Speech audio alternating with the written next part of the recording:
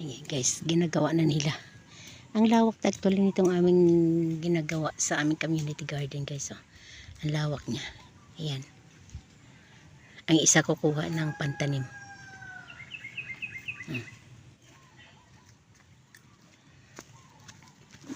Ayan, malawak siya. Yung iba, tinaniman na. May tanim na siya. So, ayan. Sinisipag naman si Ems. Tita Ems, sinisipag ka? Ganyan talaga pag sinisipag. Oo, mainit eh. Oh, pag mainit daw sinisipag siya. Pero tingnan nyo, oh, kulimlim na. What I mean is, hindi na masyadong mainit yan sa lugar na yan. So, maganda nang magtrabaho dyan. Ayan. Hindi magsakit ang ulo. Tara guys, tanom na sila. Ayan. Hello guys. Tinatanim na nila yung... Ano yung tinatanim nyo? Okra.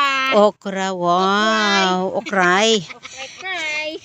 Tapos, pag once nga sa tanghalian, mangmitas tayo at yun lang ang kainin natin. No. Ang sa babaw, yake para mag-ulan, mabasa. Ayan. Guys. Hindi open ang babaw. Nan, ganyan. Nagtanim na si Tita. Hali.